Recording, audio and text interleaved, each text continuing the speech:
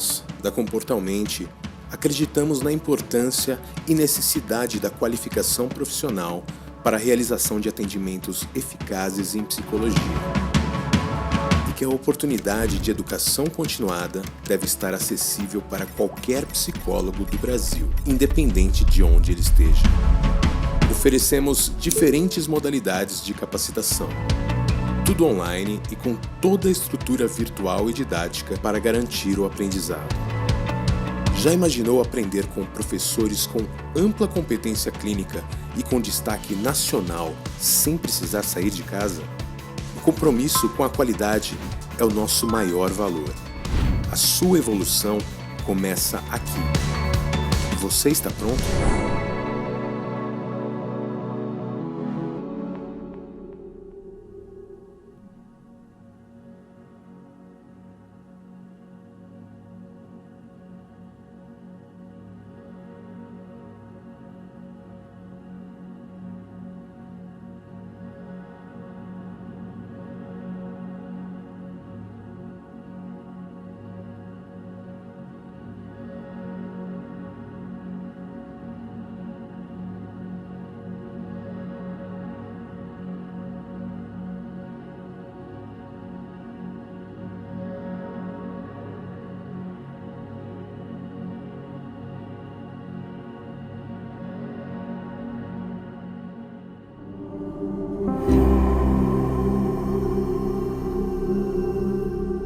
Olá, pessoal, boa noite. Estamos dando início a mais uma noite da nossa semana de estudos sobre TCC aplicada ao cenário atual. Gostaria de iniciar a noite de hoje dando boas-vindas também a quem está começando a semana de estudos hoje, pois tivemos alguns participantes ingressantes, e também passar algumas informações. Essa semana de estudos ela é mais um projeto da Comportalmente que visa colaborar com esse cenário atual que estamos vivendo. Entre outros projetos, a gente teve um programa de Mindfulness que então, nós direcionamos 50% do lucro do programa de Mindfulness. Estamos direcionando, na verdade, 50% do programa de Mindfulness, do lucro do programa de Mindfulness para as causas sociais relacionadas à Covid. Lançamos um mini curso de atendimento online para auxiliar os profissionais que estão, de repente, precisando aderir a essa modalidade de atendimento. Esse curso foi oferecido gratuitamente para todos os associados das ATCs, para os associados da FBTC e para os alunos da Comportalmente. E agora ele está pago e 100% do lucro é revertido para as causas sociais da Covid. Nós lançamos também um plantão psicológico com alunos voluntários que se disponibilizaram a realizar esses atendimentos para pessoas que estão passando por situações de crise, né, situações de instabilidade emocional devido a essa situação que estamos vivendo. E estamos lançando, né, iniciamos ontem essa semana de estudos que visa capacitar os profissionais, os psicólogos, para os atendimentos psicoterápicos com essas demandas que estão surgindo desse cenário. Certo? Queria falar um pouquinho sobre essa semana, porque talvez algumas pessoas ainda estejam, né, como eu falei, entendendo um pouco da proposta. Esse é um projeto gratuito. Os R$ 25 que constam no nosso site é uma proposta de doação, é uma colaboração para quem quiser dar, poder colaborar de alguma forma, auxiliar de alguma forma com essas causas sociais. Esse dinheiro vai estar sendo revertido também para essas campanhas, certo? Então, quem puder colaborar, gostaria de reforçar esse pedido. A gente vai estar direcionando essa verba para cestas básicas, material de higiene para as pessoas que estão precisando. E como é que a gente está conduzindo esses encontros para quem está iniciando hoje? Cada encontro ele é conduzido por um autor de um dos capítulos disponibilizados pela editora Sinopsis. Foram 4 capítulos do livro Estratégias Psicoterápicas e a terceira onda em terapia cognitiva do autor Wilson Mello, que também vai estar hoje conosco. Após Irismar Reis falar, ele vai estar dialogando também com a gente. E esses 4 capítulos eles estão disponíveis na nossa plataforma para leitura. Eles foram cedidos pela editora Sinopsis a partir da parceria que eles fizeram com a gente para a promoção dessa semana. Como é que nós estamos dividindo a fala e também faremos no dia de hoje? O professor Irismar Reis vai começar falando, ele vai falar nesse início, como aconteceu ontem. Após isso, teremos o convidado, que será Wilson Mello, e eles irão dialogar juntos sobre a articulação dessa temática com o cenário atual, e a gente então vai abrir para os comentários dos participantes. Eu acho que é isso. Agora eu vou dar boas-vindas ao professor Irismar para que a gente possa começar nosso encontro de hoje. Boa noite, Camila. Boa noite a todos. Boa noite. Para mim, claro, para mim é um tremendo prazer estar aqui. Camila foi uma das participantes mais ativas no aprendizado da terapia cognitiva processual. E, naturalmente, que eu agradeço muito esse convite, não só a você aqui, parabenizando-a pela atividade, e gostaria de aproveitar e já agradecer também a Wilson Mello pelo convite de escrever o capítulo para o livro. Dar boas-vindas ao senhor. Dizer que assim como ontem, né, que eu senti uma enorme honra de ter Lia, quando o senhor está aqui participando com a gente sabe que está no caminho certo. Então, como nós temos, né, o aceite de profissionais, o gabarito de vocês, participando de projetos da Comportamente, a gente sabe que está fazendo a coisa certa, porque fala da nossa proposta lá atrás, que foi levar conhecimento, levar capacitação de qualidade a todos os psicólogos do Brasil, independente de onde eles estivessem. Então, ter acesso, né, de casa, remotamente, em pessoas que estão, enfim, distantes de vocês, a gente viabilizar esse acesso assim, dar sentido à nossa proposta. Eu agradeço demais. Tá bom, então, Camila, muito obrigado por tudo. Eu acho que essa iniciativa de vocês é fantástica e, então, de fato, eu reafirmo aqui meu prazer de estar com vocês. Então, acho que me coube, então, falar um pouco sobre esse capítulo, que é um capítulo fundamentalmente de automonitoramento e resolução de problemas. É difícil a gente falar não sei se já é para eu começar ou se eventualmente você... Eu agradeço a sua participação demais e eu vou dar espaço agora para o senhor. Vou ficar aqui escondidinha um pouquinho. Ok, tá certo. Então, obrigado. Depois eu vou inserir Wilson e depois eu abro para os comentários. E vou ficar nos bastidores a partir de agora. Então, como eu disse, é um grande prazer estar aqui com vocês. Coube a mim falar sobre esse capítulo de um livro que, inclusive, é fantástico, do Wilson. E aqui, automonitoramento e resolução de problemas são coisas que a gente poderia considerar o cerne da terapia cognitiva. Eu tive o prazer, na realidade, nesse convite do Wilson, de inserir nesse capítulo algumas das técnicas que eu utilizo na terapia cognitiva processual. Eu não sei quantas pessoas estão me assistindo, mas, em princípio, é possível que algumas pessoas ainda não tenham ouvido falar da terapia cognitiva processual. E aí é bom que fique muito claro que foi um formato de terapia que eu desenvolvi em cima da terapia cognitiva de Beck. Portanto, eu diria que a terapia cognitiva processual ela é 100% beckiana.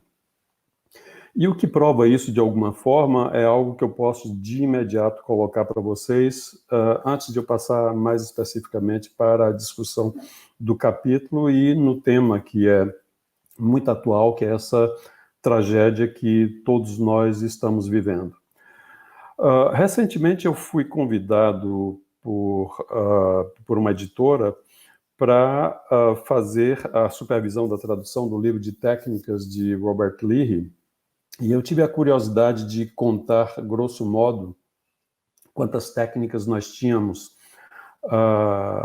de um modo geral, e estavam ali aproximadamente umas 120 técnicas, e eu me disse assim, olha, e a terapia cognitiva processual, ela cobre, na realidade, pelo menos 60% dessas técnicas que a gente encontra na terapia cognitiva convencional, e, eventualmente, parte de algumas coisas que são apresentadas nas terapias de terceira onda. Uma dessas razões, e vocês vão ver um pouco quando eu discutir o capítulo, é que as técnicas da terapia cognitiva processual, elas se caracterizam pela combinação de técnicas. Por exemplo, vocês podem utilizar algumas técnicas que vocês já utilizam na terapia cognitiva padrão, e a forma de combinar essas técnicas é que faz com que nós tenhamos, digamos assim, uma potencialização dessas técnicas. E depois fica mais fácil de lembrar. tá certo? Então, algumas dessas coisas foram aproveitadas neste capítulo pelo Wilson. Eu sou apenas um dos autores, então é um capítulo que foi escrito pelo Wilson Vieira, por mim, pela Débora Cristina e pela Daniela Bacos.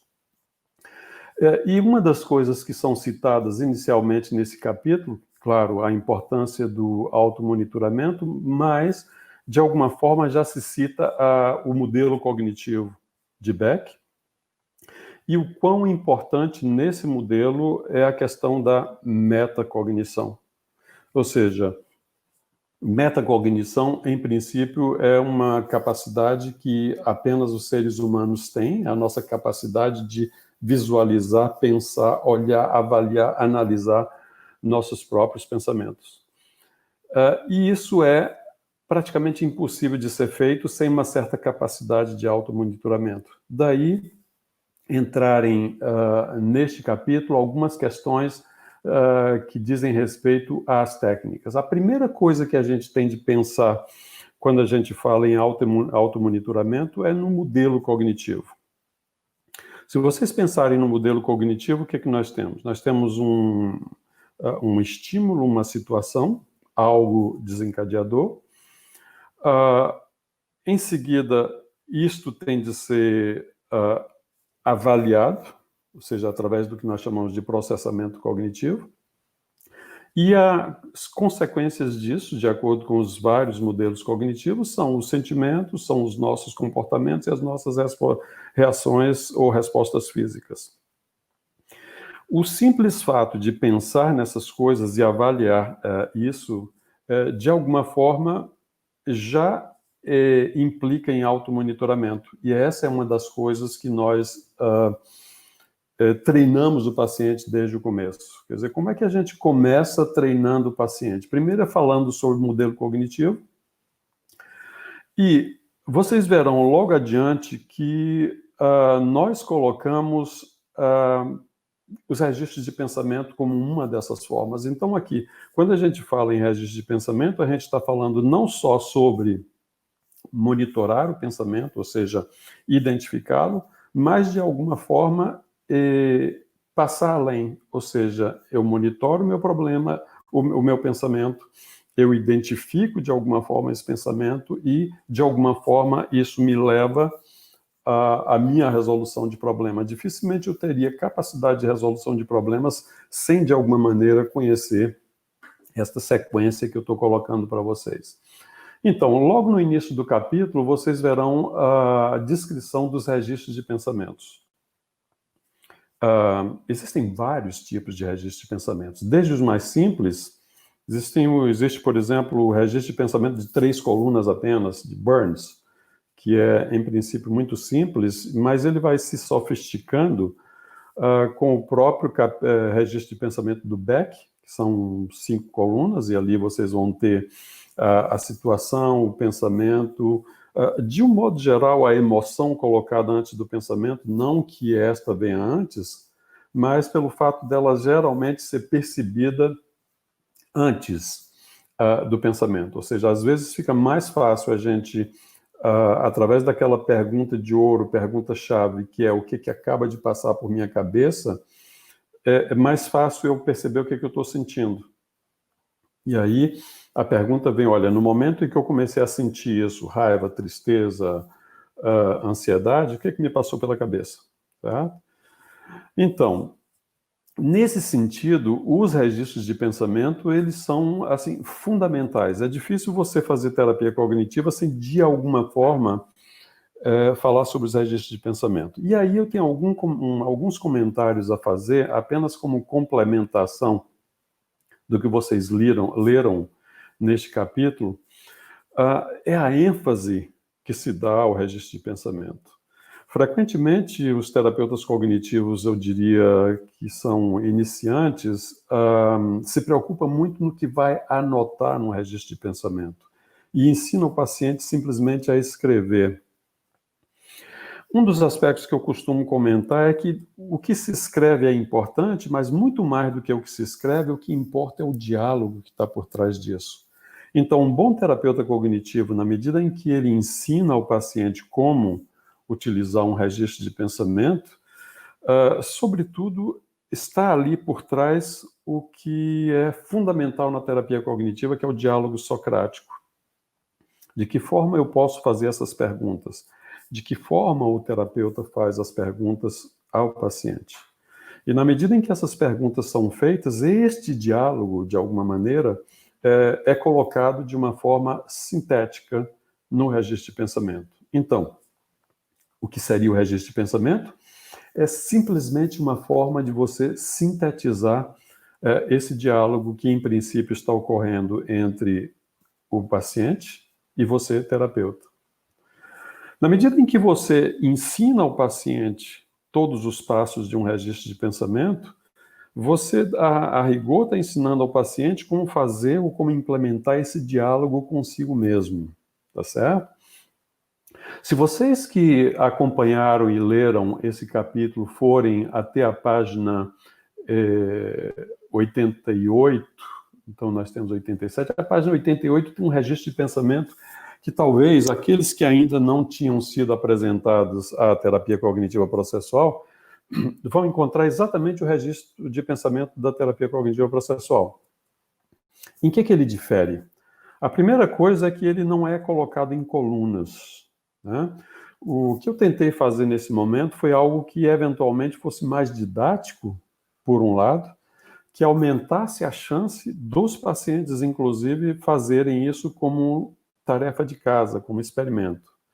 E é exatamente por isso que vocês vão ver aqueles que estão acompanhando esse capítulo, de alguma forma, se vocês tiverem esse capítulo na mão de vocês, vocês vão ver que o modelo cognitivo está dentro do próprio registro de pensamento. E mais ainda, aquilo que é fundamental na terapia cognitiva, que é a conceituação ou conceitualização, se vocês se lembram bem, existe a conceituação de Judith Beck, e vocês viram, de alguma maneira, talvez, que a conceituação na terapia cognitiva ela é muito semelhante, ou seja, os mesmos elementos estão aí. E o primeiro nível do diagrama de conceituação da terapia cognitiva processual está dentro desse registro de pensamento.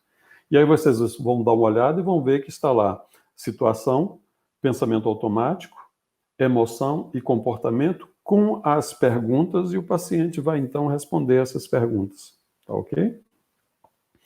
Não sei se vocês que de alguma forma já conheceram esse diagrama de conceituação, se vocês que conheceram esse registro de pensamento, já se deram ao trabalho de pensar nesses dois conjuntos de setas que vocês estão vendo aí, são na realidade retângulos, que são as caixas onde essas respostas são colocadas, mas é importante que vocês vejam que, de alguma maneira, na outra parte, ou seja, tem uma parte inicial com retângulos, tem uma outra parte também com retângulos, só que essa segunda parte, de alguma maneira, é a parte reflexiva, tá ok?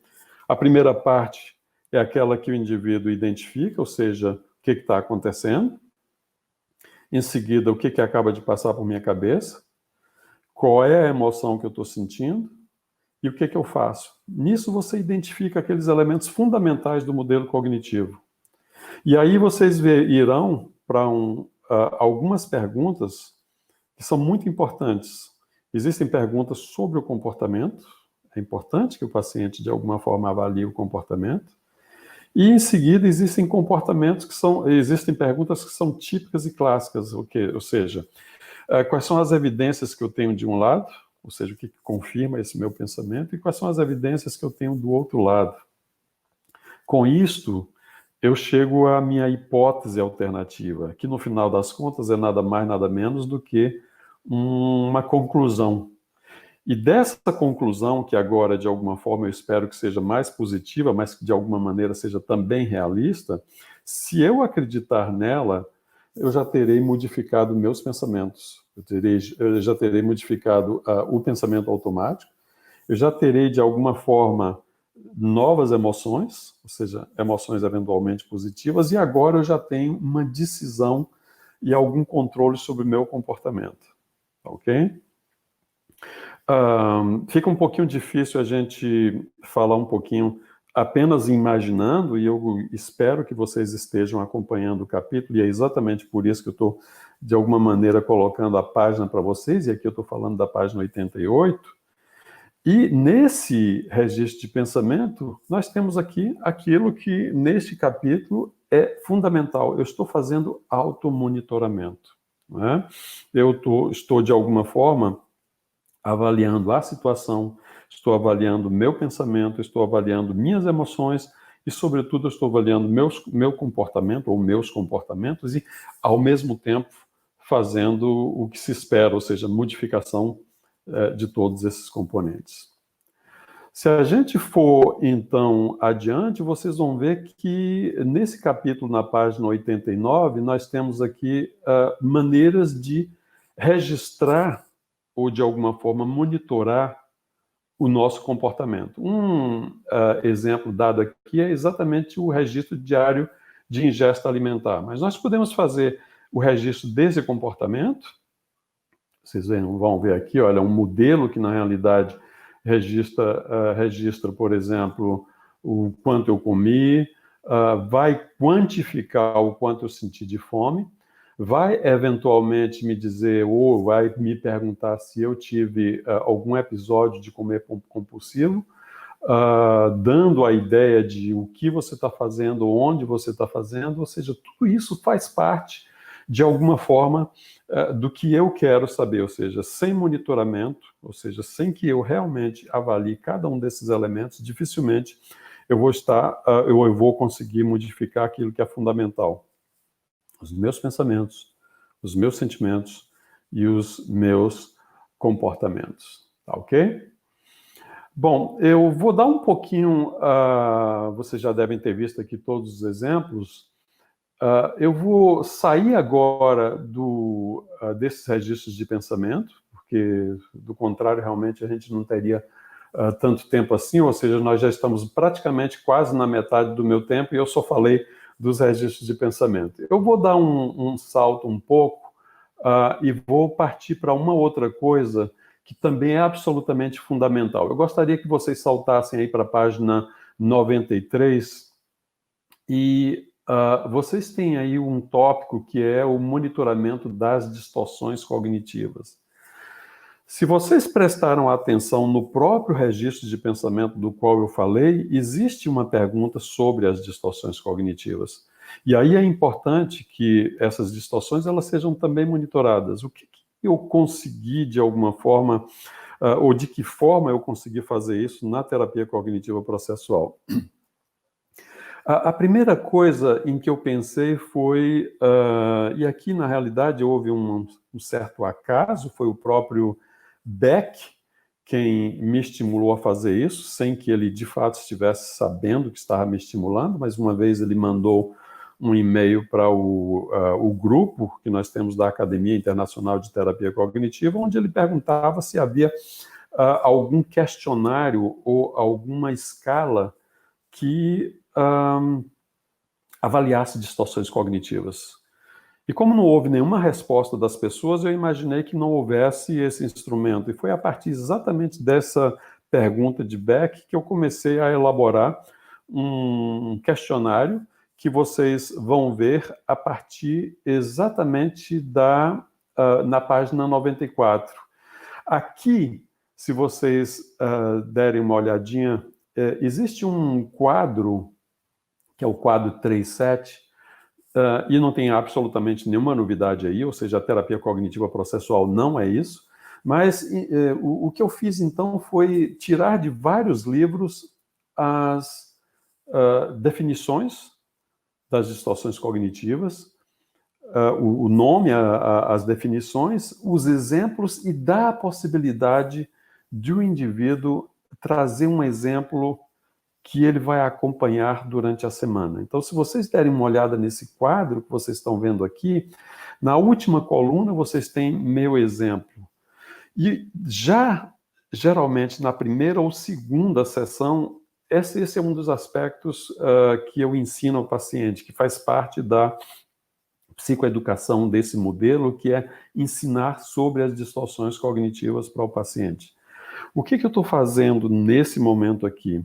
eu estou preparando o indivíduo para que ele, de alguma forma, jamais esqueça das distorções cognitivas. E eu vou fazer isso através do questionário que foi criado em função disso, em função desse estímulo involuntário e indireto de Beck. Ou seja, se o paciente, na realidade, aprende sobre as distorções cognitivas, aprende, por exemplo, a sua definição, vê exemplos e traz os seus próprios exemplos, se vocês derem uma olhada adiante, saltando, inclusive, para adiante, eu vou realmente saltar vários aliás, não tem como eu saltar, na realidade está no anexo, e que ficou no fim. Eu queria, então, que vocês fossem para o final do capítulo, e vocês vão encontrar exatamente aquilo que eu chamei de questionário de distorções cognitivas, ou CD-Quest. Em que consiste o CD-Quest? Essa é uma das formas mais interessantes e mais importantes de você fazer automonitoramento dos seus pensamentos. Ou seja, eu vou pedir ao paciente, de um modo geral, semanalmente. Alguns pacientes não gostam de fazer semanalmente, então, pelo menos 2 vezes no mês, a cada 2 sessões, o paciente vai me preencher o questionário de distorções cognitivas, e ao preencher esse questionário de distorções cognitivas, ele vai estar tentando se lembrar do que aconteceu durante a semana, em termos de distorções cognitivas. Veja pelo menos aqui como é que é o anunciado. Ou seja, durante esta semana, eu percebi que estava pensando da seguinte forma. E a primeira pergunta, por exemplo, é pensamento dicotômico. E o indivíduo vai pensar, então, em pensamento dicotômico, este tipo de distorção cognitiva, tanto em termos da frequência, ou seja, eu tive esse tipo de pensamento, de tudo ou nada, boa parte do tempo. E quando eu tive esse pensamento, eu acreditei um pouco, médio ou muito. Isso já me dá um score. E aí, então, o indivíduo vai ter um score para cada um digamos, dessas distorções, e, consequentemente, ao final, o indivíduo vai ter um score. Ok. Onde é que eu quero chegar com isso? Se vocês habituam o paciente a preencher o CD-Quest semanalmente, ou se não conseguir semanalmente, pelo menos a cada 2 semanas, o paciente automaticamente vai começar a atuar metacognitivamente. Ele vai estar pensando sobre os próprios pensamentos e avaliando se aquele pensamento foi uma distorção cognitiva ou não. Ok? Então, se o paciente ganha esse hábito durante a terapia, essa é uma forma de vocês fazer com que o paciente jamais esqueça das distorções cognitivas, e elas vão ser muito importantes, como eu vou falar para vocês mais um pouquinho adiante, ok? Bom, então, o que nós temos aqui seguindo o modelo cognitivo? Eu faço automonitoramento dos meus pensamentos automáticos, eu vou saber se esses pensamentos automáticos são distorcidos ou não.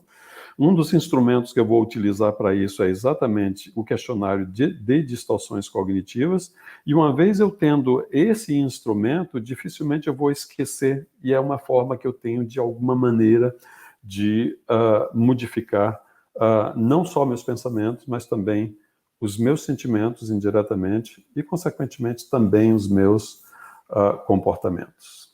Ok? Bom, isso é o que eu tinha para falar de grosso modo sobre como é que eu ensino aos pacientes como fazerem a monitoração dos pensamentos, tendo como base o modelo cognitivo padrão de Beck. Ok? Se vocês pensarem, eu não sei se vocês já tiveram acesso ao diagrama de conceituação da terapia cognitiva, mas vocês vão ver que, em princípio, esse diagrama ele foi criado para mostrar ao paciente os 3 níveis de cognição. Nesse primeiro nível de cognição, vocês têm fundamentalmente tudo isso que eu acabei de dizer para vocês. E o objetivo, na realidade, é mudar pensamentos automáticos. Mas vocês vão ter, em seguida, uma conexão com o segundo nível cognitivo, que é o nível das crenças intermediárias, e é o nível dos pressupostos subjacentes. Se vocês pensarem nas crenças intermediárias e pensarem nos pressupostos subjacentes, fundamentalmente vocês vão estar pensando em comportamentos, ok? Como é então que eu posso, de alguma forma, atuar sobre os meus comportamentos? Isso é uma forma que, de alguma maneira, facilita as tomadas de decisão e resolução de problemas, como eu vou mostrar daqui a pouco para vocês. Então, eu vou dar um salto e pedir para vocês darem uma olhada, primeiro aqui na página 100, onde está o item exatamente sobre resolução de problemas e psicoterapia, e vou querer que vocês deem uma olhada na figura 3.1, onde vocês encontram aí o ciclo proposto por Sternberg em 2000 sobre resolução de problemas.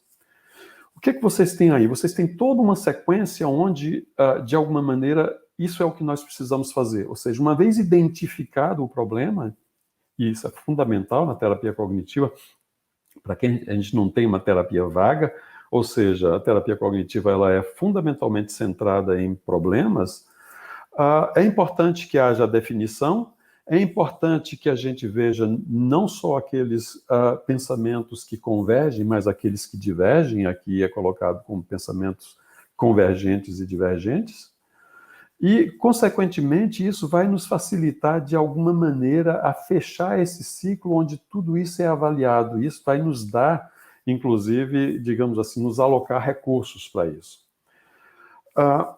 Se a gente fala disso aqui agora, já um pouquinho mais adiante, tem uma pequena parte onde se diz, ou onde eu coloco, que, na maior parte das vezes, os problemas que parecem insolúveis estão, na verdade, mal definidos.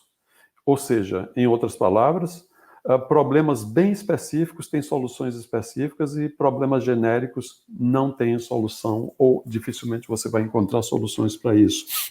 Isso é o que eu ouvi uma vez do Norman, lá do Instituto Beck, que diz exatamente o seguinte, ou seja, uma terapia vaga traz resultados vagos. Então, nós temos de ser bastante específicos e definir os problemas para que, se a gente encontrar alguma coisa adiante, a gente saiba exatamente o que a gente está encontrando, porque o que pode acontecer, na medida em que você trabalha de uma forma vaga, é que você não vai saber o que você está encontrando. Na terapia cognitiva, inclusive, eu agradeço muito a Wilson quando ele trouxe para cá uma das técnicas que eu reputo assim, das mais importantes da terapia cognitiva processual, que é exatamente uma técnica para tomada de decisão. E aí eu já estou falando e pedindo para vocês irem para a página 105. E essa técnica é o que inicialmente eu chamei de roleplay racional, emotivo, consensual, e mais tarde eu simplesmente, digamos assim, eu encurtei mais esse nome e passei a chamá-la simplesmente de roleplay consensual. Vocês vão ver um pouco por quê. A primeira razão, na realidade, quando eu desenvolvi essa técnica, é que existe uma técnica que é a balança decisória ou a balança decisional, que é muito utilizada na terapia cognitiva. Ou seja, se nós, na realidade, queremos resolver um problema, que é também parte desse capítulo, é muito importante que eu veja os prós e os contras. Ou seja, quais são as vantagens dessa coisa que eu estou querendo fazer, quais são as desvantagens, ou quais são as vantagens e desvantagens dessa outra minha opção, ok? Depois de algum tempo fazendo e utilizando bastante a balança decisional, eu cheguei à conclusão de que os terapeutas cognitivos talvez não estivessem informando muito o paciente uma coisa que é extremamente importante, que é a ambivalência que tem por trás disso. E quando a gente... isso está muito posto, inclusive, na entrevista motivacional, ou seja, na entrevista motivacional, que surgiu como uma técnica, depois se expandiu e é praticamente um modelo de psicoterapia hoje, fundamentalmente a gente lida com a ambivalência. E aí, então, se vocês tiverem a oportunidade de dar uma olhada nessa técnica da terapia cognitiva processual que está na página 105, vocês vão ver que eu propus vários outros passos. E a mais importante dele é que o paciente veja exatamente que existe uma briga entre emoção e razão toda vez, ou na grande maioria das vezes, que eu quero tomar uma decisão. Por exemplo, se eu quero, principalmente quando existe algum transtorno psiquiátrico, e a emoção por trás disso geralmente ou é medo ou é ansiedade.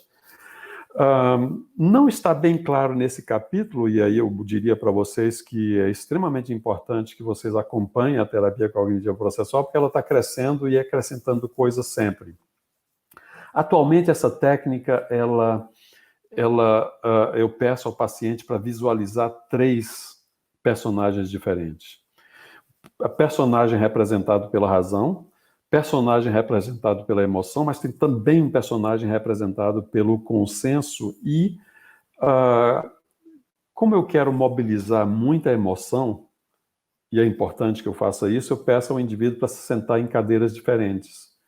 Então, vamos imaginar que João seja um fóbico social e que queira ir para uma festa, mas tem medo disso. Então, ir à festa, eu vou pedir para o João emoção, depois que foi colocado aqui claramente essa briga entre razão e emoção, pelas próprias percentagens que foram identificadas aqui, João vai falar pelo lado emocional, depois vai responder pelo lado racional e, de um modo geral, vai fazer esse diálogo, esse que a gente chama de ponto contra ponto, certo? E desse diálogo, de um modo geral, nasce um consenso. E uma vez nascendo esse consenso, vocês vão, então, ali, após uma certa avaliação, vai para o 6º passo, que é uma decisão. E o que é interessante é que essa decisão, ela pode ser sim ou não. Sim, eu estou pronto para fazer essa ação que eu temo, por exemplo, ir àquela festa, ou não, eu não estou pronto para ir. O que é muito interessante é que o terapeuta em nenhum momento vai pressionar o paciente, porque se o paciente disser assim, não, eu não estou pronto para ir para a festa, a gente vai, de qualquer maneira, para esse 7º passo. Primeira opção, vamos imaginar que o paciente disse, sim, agora eu quero ir para a festa. Ele pode decidir o contrário. E aí, então, eu faço um plano de ação para ajudá-lo a manter aquela decisão. Mas se, por outro lado, o paciente disser assim, não, eu não estou pronto, nós vamos fazer um plano de ação para ele, de alguma maneira, se preparar para estar pronto depois. Então, desse modo, a gente tem aqui várias coisas que acabam juntando ou integrando aquilo que eu coloquei no início dessa minha fala, que envolve toda uma parte metacognitiva e de monitorização ou monitoração dos meus pensamentos, dos meus sentimentos, do meu comportamento, mas me leva também à resolução de problemas, e essa resolução de problemas ela é muito facilitada por essa técnica de tomada de decisão. Eu queria dar um salto, já que meu tempo está praticamente, eu acho que eu tenho talvez menos de 10 minutos para falar para vocês, e talvez trazer um pouquinho de novidade que é muito importante que vocês percebam. Por exemplo, na página 109, vocês vão ter exatamente aquele passo que é o plano de ação que é implementado, ok? Isso aqui deve ter ficado, digamos assim, claro para vocês. Uma vez o paciente tomando a decisão, nós fazemos o plano de ação para facilitar, para que o indivíduo antecipe quais são os obstáculos que vão ser encontrados. Mas uma vez tendo obstáculos, esse paciente possa ter a chance de já pensar por antecipação desses possíveis obstáculos e, em seguida, de alguma forma, já antecipar e já ver. E aqui foi acrescentado, digamos, um outro item, que é quando eu vou fazer isso. E na medida em que eu já estabeleço quando eu vou fazer isso, porque eu já antecipei os meus obstáculos e já os resolvi, eu posso agora mais facilmente encontrar um momento em que eu pretendo, na realidade, realizar essas ações. Tá ok? Então, falando ainda de monitoração ou monitorização, antes de ir para as nossas considerações finais, eu gostaria de já antecipar para vocês que o nosso grupo criou uma outra escala. Eu queria colocar para vocês assim, olha, existe uma outra coisa que eu não falei, que corresponde exatamente a um nível mais profundo, o nosso terceiro nível cognitivo, que é exatamente das crenças nucleares, ou seja, sem que a gente monitore e sem que a gente identifique e modifique as crenças nucleares, dificilmente vocês vão ter digamos, um resultado duradouro na terapia cognitiva. E como nós estamos falando de automonitoramento na terapia cognitiva, quando o Wilson me convidou para fazer parte desse capítulo, ainda não existia o inventário de crenças nucleares negativas. Então, o que eu queria adiantar para vocês é que já existe esse questionário, foi um questionário que já está publicado, inclusive, foi desenvolvido por alguém do nosso grupo, que é o Flávio Osmo, onde nós temos um score e onde nós temos a identificação das diferentes crenças nucleares, aquelas exatamente descritas por Judith Beck, em que você pode ter um score para cada uma delas. Então, imagine o paciente podendo ver, olha, o meu score de vulnerabilidade é esse. E um mês depois, o paciente preenche novamente essa escala e vê o score de vulnerabilidade caindo.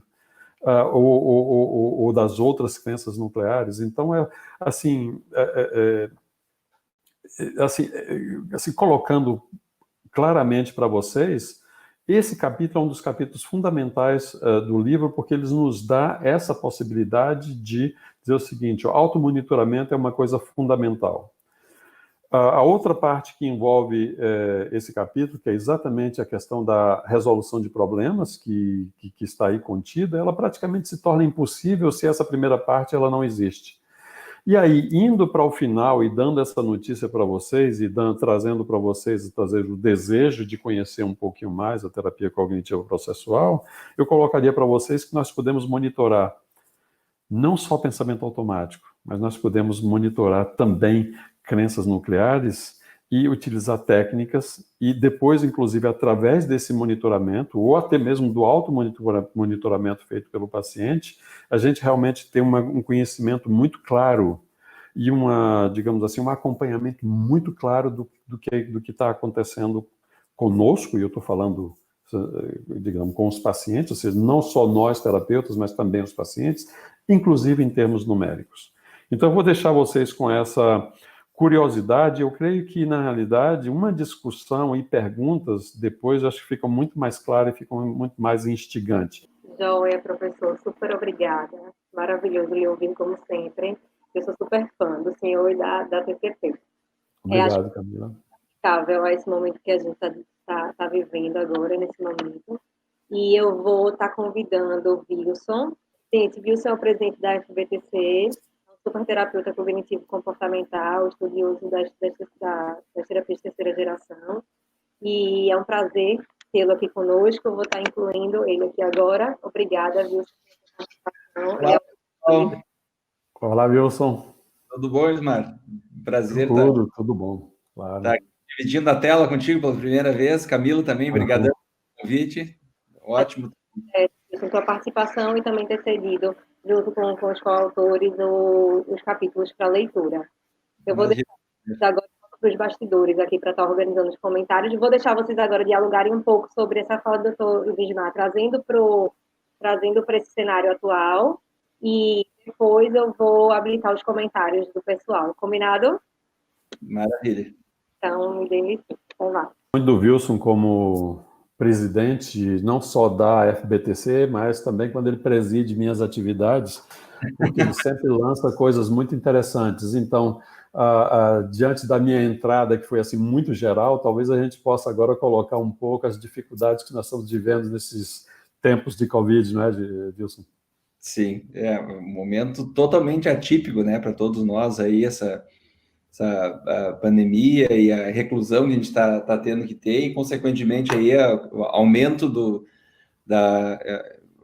sofrimento mental, enfim, e quantas pessoas estão sentindo falta de aspectos não só de mobilidade ou da convivência social, mas até situações mais dramáticas, às vezes, né, de pessoas, enfim, sendo afetadas financeiramente, ou assim, tem pessoas passando por problemas de fato muito grandes, né, durante essa pandemia. Talvez a maioria das pessoas, né, a gente fala, está mais relacionada a tá ruim, tá chato, tá entediante ficar em casa e tal, mas tem pessoas que estão, de fato, muito comprometidas, né, com esse período difícil que está todo mundo vivendo, né? Eu concordo, Wilson. Eu diria que não só os pacientes. Nós temos um grande privilégio. Por exemplo, eu imagino que você continue tão ocupado quanto antes. Ou Sim. seja, eu continuo tão ocupado quanto antes. Ou seja, de alguma forma eu fui privado da minha mobilidade, mas eu não fui privado do meu trabalho. Aham. Praticamente todos que estão aqui nos assistindo têm também esse privilégio de poder fazer isso que hoje a gente consegue fazer exatamente por causa da tecnologia, que é continuar o contato com nossos pacientes. Eu não sei se ocorreu isso com vocês, mas, por exemplo, vários dos meus pacientes, na verdade, não conseguiram se adaptar a esses novos tempos. Então, claro, eu tive vários outros pacientes que chegaram exatamente por essa facilidade, mas vários pacientes que, de alguma maneira, não se adaptaram.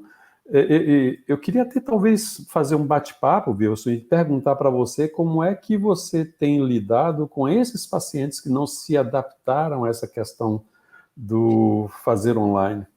Acho bem interessante a colocação, Ismael, porque os motivos que fazem com que não se adaptem ao tratamento online são os mais diversos, né? Assim, tem desde pacientes idosos que não estão familiarizados com a tecnologia e se assustaram, não, eu não quero, e nem tentaram, né, fazer psicoterapia, né? Tem pacientes que fariam se tivesse privacidade em casa para poder falar, mas quando está em casa e tem a filha, e tem o filho, e tem o marido, enfim, não tem privacidade, um espaço para poder falar, então acabou não sendo possível. Então, eu acho que muitas coisas fazem com que as pessoas tenham alguma resistência com o tratamento online. Na minha observação, assim, na minha casuística, né, assim, que eu tenho visto nesse período aqui, mas acho que a maioria dos pacientes entenderam bem essa necessidade no momento e acabaram se adaptando. Mas, de fato, muitas coisas podem atravancar assim, e dificultar o atendimento online. Eu não sei se talvez algumas abordagens que possam fazer um uso de técnicas mais vivenciais, experienciais, como na TCP tem várias, né, que com a cadeira vazia, por exemplo, talvez fazendo online tenha que fazer algum tipo de adaptação, por exemplo, para poder fazer funcionar, né? Isso é muito bom, viu? Só até que você cite isso, porque o hábito de dar curso online, eu já comecei, assim, eu tive também o privilégio de antecipar a Covid, porque já tenho dado curso online há bastante tempo. Então, nós adaptamos uma maneira, inclusive, de fazer a técnica da cadeira vazia.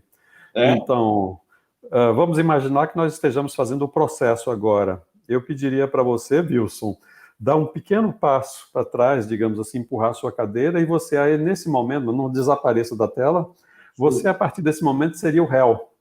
Sim. Eu pediria para você imaginar e, eventualmente, até colocar uma cadeira do lado. Claro que você não vai precisar a cadeira do lado, mas eu peço, então, para o indivíduo imaginar o promotor e, a partir do momento em que ele estiver falando como promotor, ele vai falar de perfil. Ou seja, então, eu estou agora falando como promotor, acusando o Wilson e a acusação é: eu sou um fracasso, eu sou incapaz. Uma vez feito isso, você volta para a sua posição original de réu. Eu faço toda, digamos assim, eu faço novamente o resumo do que foi dito pelo promotor, e aí peço então para ele assumir do outro lado a cadeira do advogado de defesa. Na hora que a gente vai fazer, por exemplo, e eu estou falando aqui de uma coisa que eu espero que todos já tenham pelo menos ouvido falar, que é justamente do processo, a técnica, o processo da terapia cognitiva processual. Na hora que nós estamos, inclusive, como jurados, podemos estar dessa forma aqui. Funciona perfeito. Sim. Viu? Alguns pacientes dizem que não há nenhuma grande diferença. Então, o processo continua sendo feito. Inclusive, essa técnica da qual eu falei agora, que é a técnica, o roleplay consensual, o roleplay racional, emotivo, consensual, mesma forma. Razão, falando. Emoção, falando. Sim. Consenso falando. Dessa forma, o terapeuta sabe qual é o personagem que está falando, né? Quando eu fiz o treinamento contigo da processual, a razão e a emoção era só a mão que me movimentava, não tinha. Olha, você está falando dos velhos tempos, até a TCP já foi bastante modificada de lá para cá, então já tem muitos detalhes. Uhum. Sim, muito legal essa adaptação. E acho que todos nós estamos tendo que nos reinventar, né, para poder adaptar a essa nova necessidade aí, né, Elismar? Enfim, a pandemia, acho que talvez ela venha a acelerar alguns processos que talvez já estavam começando a se construir, uma crescente demanda de tratamentos online, né? Acho que o fato de ter o teu curso online, por exemplo, como tantos outros, né, que existem, já é uma realidade do quanto a gente pode usar a tecnologia como forma de poder estar acessível. Quer dizer, eu posso estar aqui no interior de Lagoa Vermelha e conseguir fazer um curso com o Elismar lá de Salvador. Então, Wilson, eu diria, inclusive, complementando esse seu raciocínio, que se é que existe uma coisa boa dessa pandemia, a gente talvez até tenha de admitir, olha, dentro da tragédia, dentro disso que está acontecendo, algumas coisas boas aconteceram, ou seja, foi chamar a atenção para esse aspecto onde hoje nós podemos realmente talvez dar acesso a muito mais pessoas do que antes. Por exemplo, se você está lá exatamente no interior, em uma cidade onde você não quer fazer a sua psicoterapia, porque você conhece todo mundo e todo mundo conhece o seu terapeuta e tudo mais, hoje as pessoas talvez já se sintam um pouquinho mais motivadas porque elas utilizaram mais essa tecnologia para, digamos, se comunicar com os outros e está se transformando numa linguagem um pouquinho mais natural para as pessoas e, consequentemente, isso nos possibilita aí. Eu estou iniciando um projeto agora, eu posso até colocar para vocês aqui agora, que é justamente um estudo no qual nós vamos justamente antecipando esses terríveis tempos que a Covid está nos dando, que é de transtorno de estresse pós-traumático, que vai surgir bastante a partir de agora. Então, nós já começamos a ver em nossos profissionais da área de saúde, o pessoal que realmente está na linha de frente, não só quadros de estresse agudo muito grande, mas possivelmente vai haver alguns quadros de estresse pós-traumático. Da mesma forma que aqueles que passaram pela doença e sobreviveram, ou os familiares que tiveram perda, por exemplo, de alguns. Então, eu acho que nós temos um tempo um pouquinho sombrio para algumas pessoas, e nesse projeto nós estamos fazendo um estudo multicêntrico. Pessoal de São Paulo, pessoal do Rio, pessoal de Recife, daqui da Bahia, onde nós vamos oferecer terapia cognitiva processual, mindfulness e psicologia positiva em 3 braços para as pessoas. Então, a gente espera já dentro de aproximadamente um mês estar começando esse estudo. Que legal! Excelente pesquisa, né? Uma temática. Tem até uma abertura da APA, né, para trabalhos nessa área, né, uma certa priorização, até inclusive com uma facilidade de publicação de trabalhos vinculados ao Covid, exatamente por essa necessidade de gerar conhecimento científico nessa... E rápido, né? Da mesma forma como, por exemplo, nós podemos, por exemplo, submeter o projeto diretamente à CONEP, ou seja, sim. E as respostas estão sendo rápidas, muito mais rápidas do que nós estamos habituados. Sim, sim. Porque, de fato, essa necessidade, né, de uma aprovação rápida para poder gerar conhecimento científico nessa época, né? Eu estou tendo a oportunidade também, falando de pesquisa, em participar do estudo, Ismar, que é sobre, para nós, profissionais de saúde que estão atuando durante o Covid, né, o quanto ele impactou a nossa prática. Se eu puder depois, inclusive, deixar o link ali, é um estudo online para ser participado, dando dados pela Universidade de Washington, né, em Seattle, que está sendo coletado em inglês e em espanhol, Espanha, e também em português, Portugal e Brasil. Então, está sendo coletado em 3 línguas, e a ideia é poder ver assim, um panorama nesses países falantes de língua espanhola, inglesa e portuguesa, qual tem sido o impacto, né, do Covid na sua vida, na sua prática profissional. Depois, se a Camila me der assim que eu possa botar o link ali, eu posso disponibilizar, ou encaminho para ela, ou encaminha para quem tiver interesse, enfim. A gente precisa ter mais esse tipo de de informação, porque, de fato, essa pandemia acabou pegando todo mundo meio que desprevenido, né? Assim, Totalmente. Esperava em fevereiro que em março a coisa ia virar de pernas para o ar, como acabou acontecendo, né? E nós já estamos em maio e tudo se desenha... E não sabemos quando sair. Porque mesmo os países que estão saindo agora, eles saem e voltam, né? Então não há nada certo. Sim. Essa é uma pergunta? Alguns pacientes apresentam uma certa resistência em colocar em prática o plano de ação. Diante disso, o ideal seria trabalharmos essa resistência e ou algum pensamento distorcido que esteja favorecendo essa esquiva? Talvez essa pergunta seja para mim. Sim, veja bem, o plano de ação, ele vem como algo que envolve resolução de problema e ele vem para facilitar. Se o plano de ação for também uma técnica que envolve um diálogo socrático com o paciente e for bem estabelecido, nós vencemos muito a resistência do paciente, certo?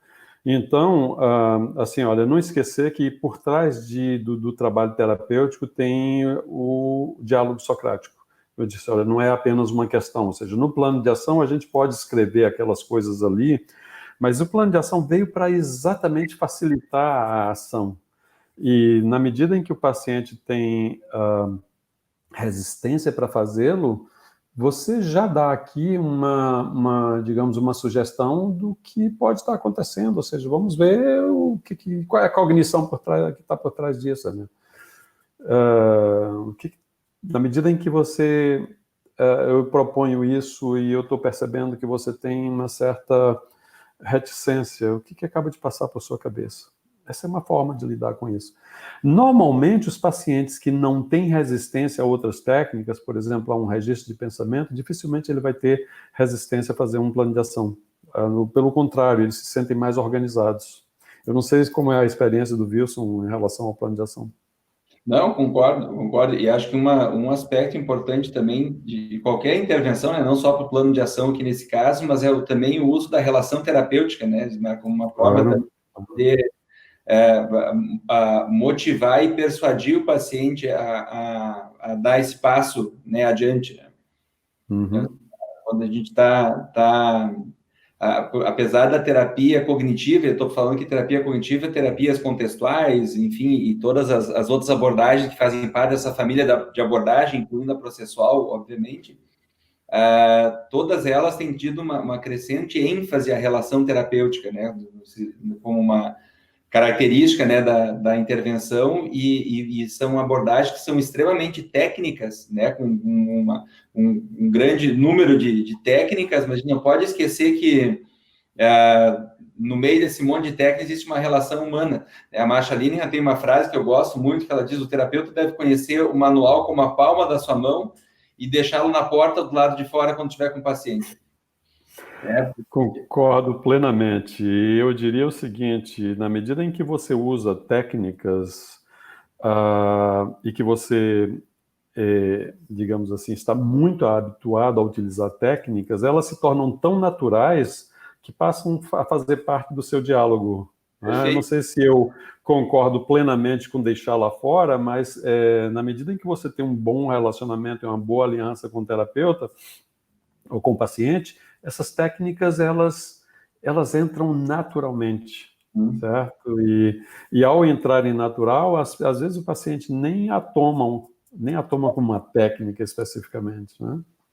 Uhum, perfeito, ótima complementação. Onde posso encontrar o inventário de crenças nucleares negativas? Olha, eu posso passar primeiro, o artigo já foi publicado, ele foi publicado em inglês. Se vocês quiserem, podem se comunicar comigo.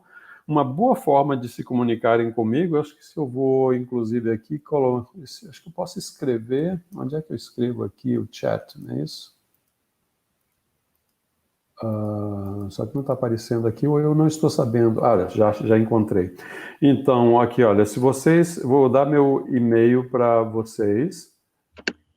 Professor, se o senhor me passar, eu passo para tu. Uhum. Facebook. Ok, então, mas de qualquer maneira, olha aí, eu já escrevi e ele vai aparecer aí para todo mundo. Joia, porque eu pensei que eu não conseguia escrever aqui por esse. Uhum.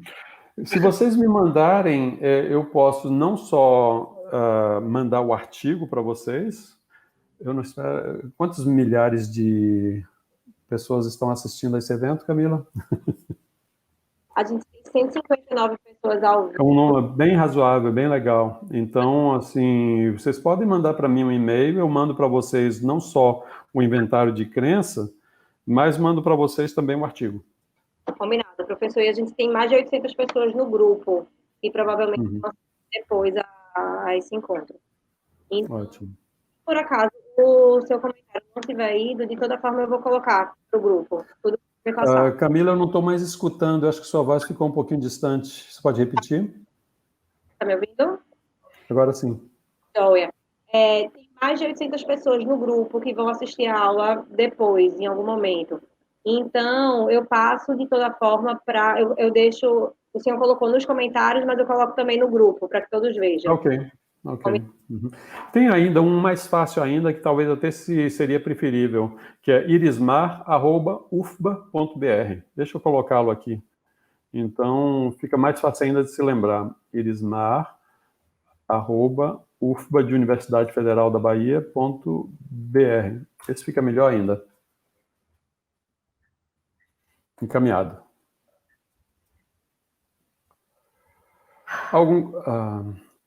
Uma pergunta. Você quer ler, Wilson? Deixa que eu leio para ti e o senhor responde. É mais fácil ler a pergunta do que responder depois. Ok. O automonitoramento dos sintomas de ansiedade tem sido algo muito trabalhado com o intuito de controle e implementação de técnicas que deem conta das crises. Vocês podem comentar um pouco mais sobre isso? Tem algo que podemos adicionar para obter mais sucesso?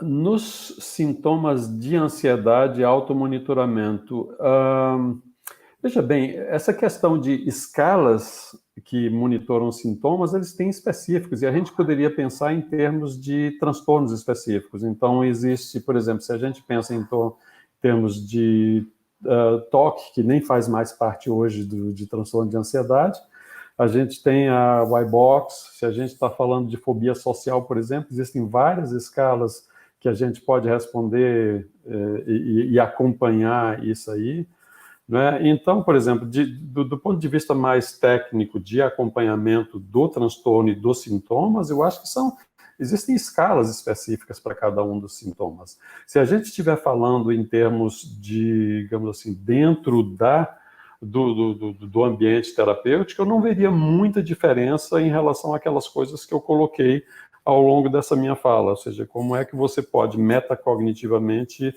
acompanhar esses seus pensamentos e como você pode, de alguma forma, resolvê-los através de instrumentos como o registro de pensamentos. Não sei se você tem alguma coisa a acrescentar, Wilson. Não, acho que é exatamente isso, e acho que a gente pode pensar assim, que muitas técnicas da TCC, elas são técnicas que são bastante ecléticas, no sentido de a gente poder utilizar em mais de um transtorno, né? Então, assim, esse capítulo que o professor Irismar comentou hoje sobre automonitoramento, ele aborda alguns recursos terapêuticos que não são específicos para nenhum diagnóstico, então a gente pode pensar como técnicas transdiagnósticas também, né? Que podem ser utilizadas dentro do espectro da clínica, incluindo aqui quadros de ansiedade, claro. Claro. Nesse momento de quarentena, tem sido fácil adiar decisões e procrastinar. Poderiam comentar um pouco mais sobre técnicas para procrastinação?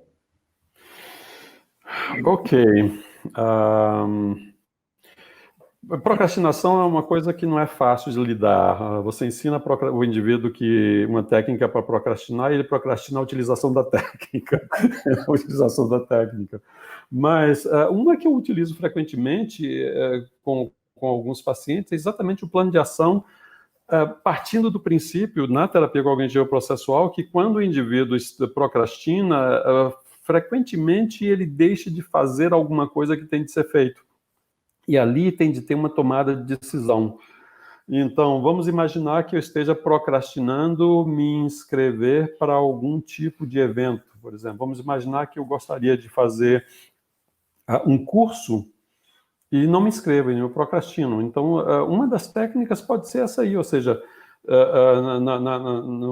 naquela técnica que eu descrevi um pouquinho para vocês, ou seja, me inscrever para o curso e passar por todas aquelas etapas e depois fazer um plano de ação, ou ir diretamente para o plano de ação, porque nem sempre tem uma ambivalência específica, e a menos naqueles indivíduos que são muito perfeccionistas e que, de alguma forma, procrastinam muito também. Existe aquela coisa ambivalente de apresento, não apresento, serei criticado, não serei criticado, está à minha altura, não está à minha altura. Então, essas técnicas, de um modo geral, funcionam, mas eu daria uma ênfase muito legal nessa coisa do plano de ação. Porque no plano de ação você está antecipando os obstáculos. Que tem muito a ver com aquela premissa, né, da TCC, de que muitas vezes a ação, ela precede a motivação, né? Então, se eu começo a fazer, isso vai fazer com que eu me sinta. Eu começo a fazer uma academia para começar a me sentir melhor com o meu corpo e me motivar a fazer academia, né? Começa a fazer uma dieta para emagrecer, entrar naquela calça que eu não entro mais, e aí me motivo a fazer a dieta. Então, o plano de ação tem muito a calhar nesse sentido. Tem uma técnica, Ismar, que eu gosto bastante de usar para procrastinação, que é aquela de urgência e importância, que a gente põe urgência, importância, e a gente classifica as tendências que o paciente está procrastinando em pouco urgente, pouco importante. Algumas são pouco urgente, muito importante, outras são pouco importante, mas muito urgentes, e outras muito urgente, muito importante. E aí você dá ênfase nessas, né? Nos 4 quadrantes, e aí começa por aquilo, obviamente, que é muito urgente e muito importante. Ok. Preocupo-me muito com as famílias enlutadas pela perda repentina de seus entes queridos pelo Covid. Trabalho em hospital e vemos a intensidade da dor e as dificuldades associadas ao não poder ver os seus parentes, velar seus pacientes.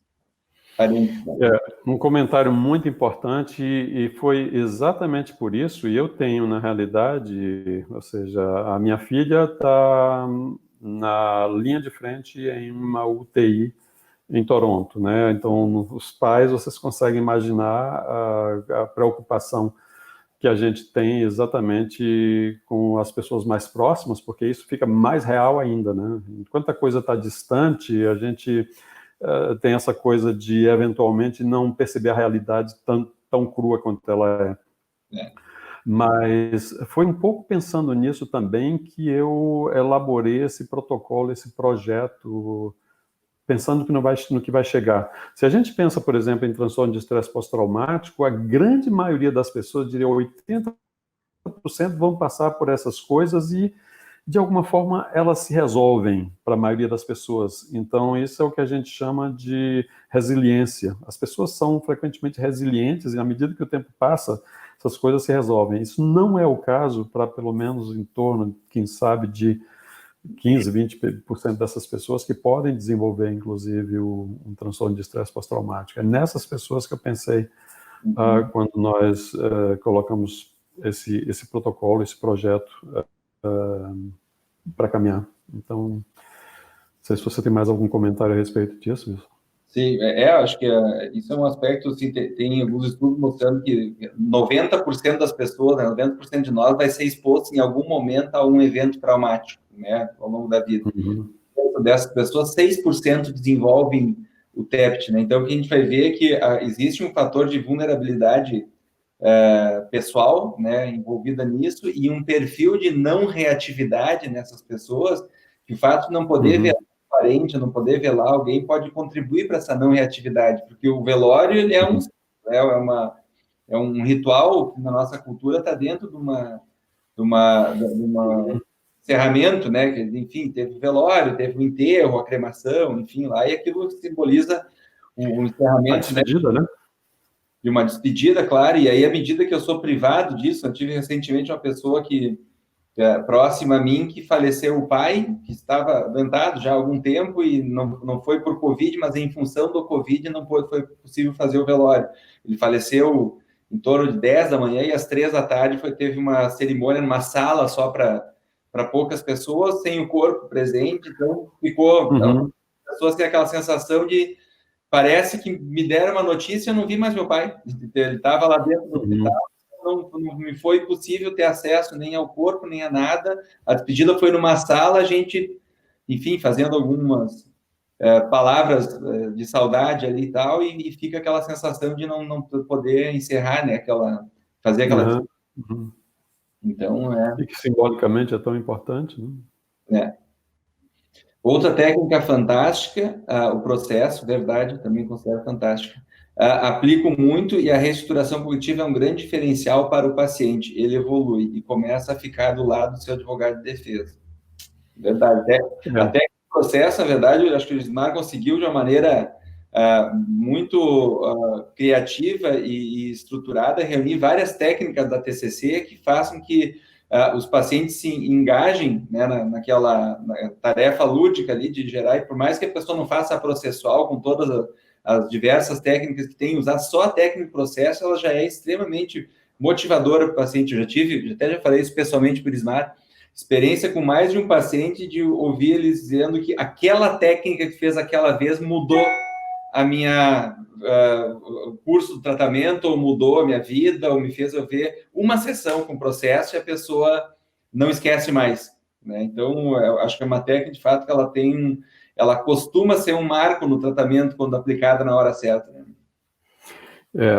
Essa é uma coisa da qual eu me orgulho muito, né? Existem duas técnicas na terapia cognitiva processual das quais eu me orgulho. Uma é o processo, né? Assim, olha, eu não sei onde é que eu estava quando, de alguma forma, eu recebi de algum ente, estou brincando, gente, claro, essa inspiração. Na realidade, é uma inspiração de Kafka, né? Ou seja, foi pensando em Kafka que, de alguma forma, isso veio. Essa é uma das técnicas que, de fato, fazem a diferença para mim. Mas tem uma outra também, que é a grade de participação. Na grade de participação, que é uma técnica que, às vezes, em uma sessão, ela resolve um sentimento de culpa por algo que aconteceu, às vezes em passado remoto do indivíduo, 10, 20 anos, e daí a importância, inclusive, eu diria, dessas duas técnicas, a grade de participação e o processo, quando você está lidando com transtorno de estresse pós-traumático, né? Tem duas emoções que no transtorno de estresse pós-traumático são, assim, absolutamente fundamentais para serem modificadas. Uma é a culpa. Inclusive, a vítima se sente culpada, às vezes. Vamos imaginar que alguém que passou por um estupro, e eu imagino que também, em várias situações agora, em tempos de Covid-19, muitas pessoas vão se sentir muito culpadas. Ou seja, será que fui eu que transmiti a Covid para meu avô, para minha avó, para minha mãe, para minha... Isso com certeza vai surgir. Uma outra emoção fundamental, que é a vergonha. E o que é importante, inclusive, daí a importância de você tentar investigar sempre o que faz com que os indivíduos não falem de determinados traumas importantes pelos quais eles passaram. É a vergonha. Ou seja, a vergonha faz com que o indivíduo não conte, não fale, ou então, quando fala de forma um tanto tal. Se você resolve essas emoções, através, a gente está falando aqui de regulação emocional, culpa e vergonha, você já tem um potencial de mudar, às vezes, de forma definitiva a vida da pessoa. E é exatamente por isso que eu não sei se dá para fazer aqui um pouquinho de propaganda, que agora no dia 23 eu vou fazer um workshop de dia inteiro, propositalmente colocado com um preço baixo, para realmente ter o máximo de pessoas, que é justamente resolver, ou como você pode resolver ambivalência, culpa e vergonha no transtorno de estresse pós-traumático. Maravilha, ótimo. São duas emoções, de fato, que estão muito atreladas a diversos quadros psicopatológicos, né, Gismar? Assim, a culpa é uma percepção de que eu fiz alguma coisa de errado, né? E a vergonha é de que eu sou errado, né? Ou a vergonha tem um pouquinho a ver com os outros. Isso o próprio Gilbert descreve muito bem. O Gilbert foi aquele que desenvolveu a terapia da compaixão, e cada livro que ele escreve, ele coloca toda uma sessão dirigida justamente para a discussão de culpa e vergonha. Sem dúvida. Poderiam comentar sobre o automonitoramento na infância?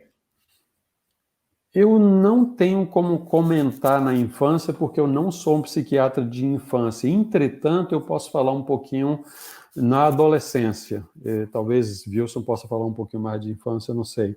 Na adolescência, toda a parte de, digamos assim, da processual de um modo geral foi adaptada numa linguagem própria. Eu falei para vocês, por exemplo, no CDQuest. O CDQuest ele tem 15 itens. Então, ele foi adaptado para a infância, para a adolescência, na própria linguagem e a diminuição dos itens.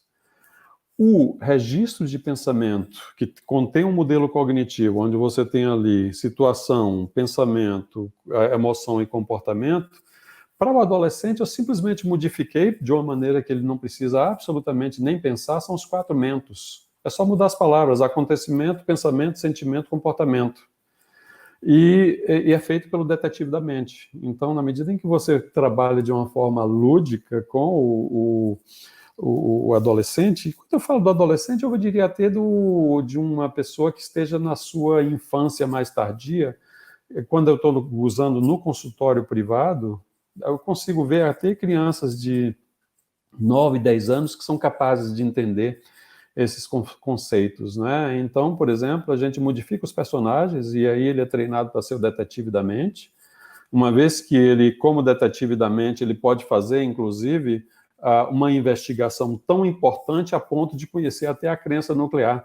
E aí, eu não chamo de crença nuclear, em nenhum momento eu vou utilizar esse termo para uma criança, digamos, de 9, 10 anos, para o adolescente, talvez, eventualmente, eu possa até utilizar.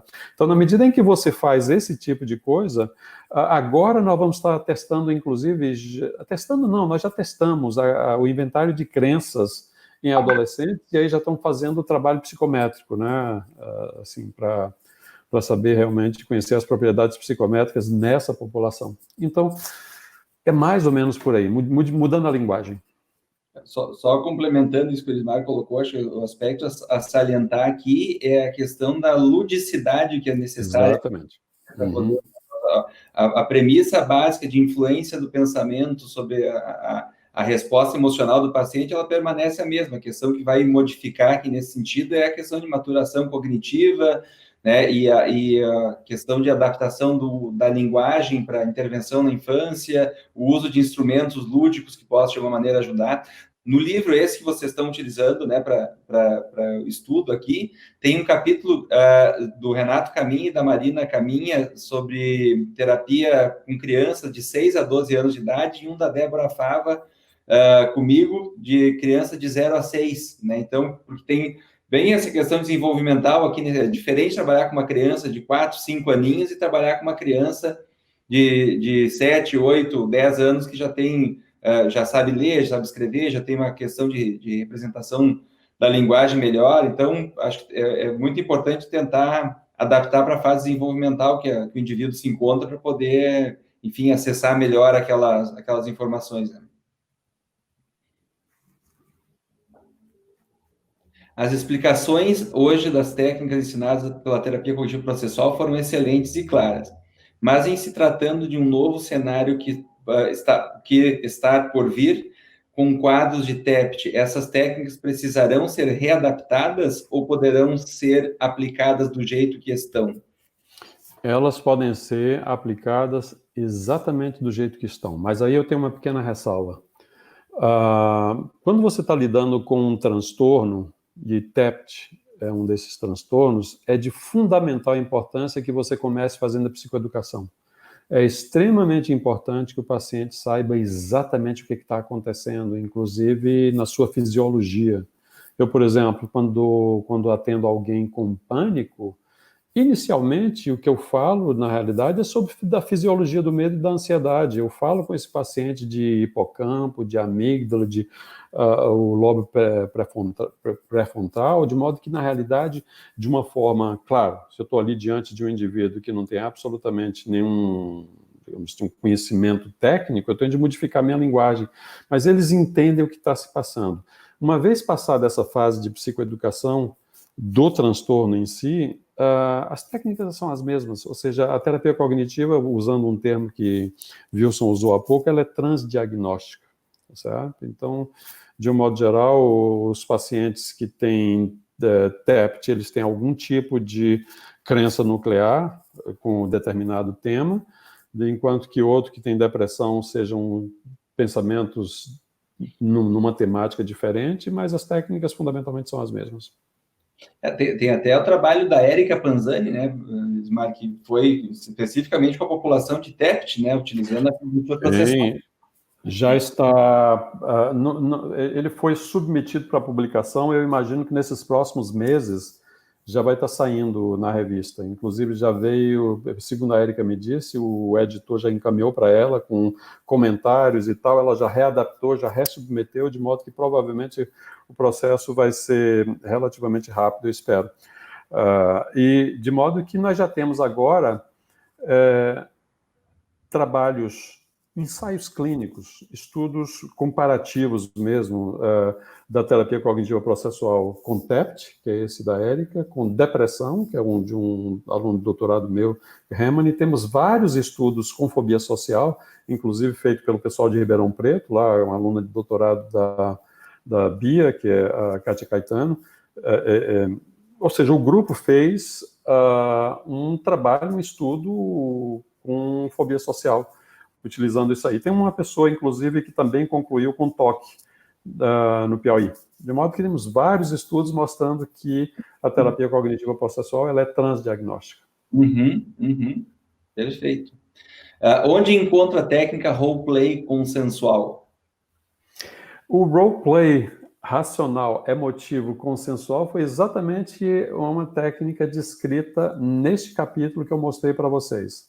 Certo? Então, pequenas modificações que foram feitas de lá para cá, exatamente isso que a gente não tinha falado antes. Ou seja, ao invés de colocar o indivíduo conversando com ele próprio estaticamente, eu coloco em cadeiras diferentes para que o indivíduo possa colocar emoção e razão para falarem com a outra e, eventualmente, depois, o consenso, falar com razão e emoção e tomar a decisão. Certo? Então, em princípio, é isso aí. E ela aplicada já nesse novo formato, né, Ismael, está no livro do ano passado, né, sessões psicoterápicas, né, que foi também publicado pela Sinopsis também, que foi organizado por mim, tem um capítulo sobre processual, né, terapia contínua processual ali, que o Ismar também me brilhantou o livro aí com essa publicação, que ali tem apresentado já nesse modelo novo aí, que o Ismar acabou de apresentar. Durante a quarentena, tenho observado nos pacientes uma grande dificuldade de lidar com a incerteza e a falta de controle em relação a toda a situação, o que tem se expressado nas sessões como autocobrança exagerada e culpa. Algumas indicações de técnica para trabalhar a aceitação dessa realidade? A própria palavra aceitação, você pode lidar com algumas abordagens de terceira onda. Então, falando de mindfulness, estamos falando da própria aceitação e compromisso, do Reis, eu acho que podem ser pensadas nesse momento. Agora, o que tem acontecido em termos de conteúdo cognitivo nesse momento agora é muito catastrofização, é o que a gente faz nesses momentos de incerteza. Então, as outras técnicas, a própria terapia cognitiva processual, a terapia cognitiva padrão, na medida em que você utiliza e descatastrofiza, se a gente puder utilizar essa palavra, talvez isso reduza o sofrimento dessas pessoas. Sim. Acho que a questão da aceitação que ela colocou ali, né, trabalhar a aceitação dessa realidade, acho que a palavra aceitar, às vezes, ela é confundida, em especial na língua portuguesa, com resignação ou com passividade, com acomodação. E, na verdade, a aceitação é um verbo, é uma palavra que está associada à ação, né? Aceitar não significa concordar nem achar bom. Aceitar significa tomar as coisas como elas são postas, né? Então, nesse momento, eu acordar praguejando todo dia contra a pandemia não vai melhorar em nada a situação, só vai aumentar meu sofrimento, né? Então, aceitar como ela é, né? Olhar para a vida como ela é e isso vai nos ajudar a poder lidar de uma maneira mais madura, né, com as adversidades que a gente está enfrentando. E tem um outro aspecto aqui, só para complementar esse seu comentário, Wilson, é que frequentemente a gente tende a utilizar as crenças da pessoa, inclusive em termos religiosos. Eu próprio não tenho nenhuma crença religiosa, apesar de ter sido criado no catolicismo, mas eu diria, eu tive uma paciente essa semana que realmente entrou num quadro de ansiedade extrema, e onde, em princípio, estava aí colocada essa coisa da aceitação. E eu perguntei qual era a religião dela, e ela é uma católica fervorosa. E aí, das coisas que eu coloquei para ela foi perguntar qual era o significado de seja feita a vossa vontade, né? E então ela, mas é isso que eu me digo todos os dias, e é assim que de alguma forma eu consigo me consolar e deixar nas mãos de Deus, não é isso? Então, eu creio que as grandes religiões falam disso, não? Sim.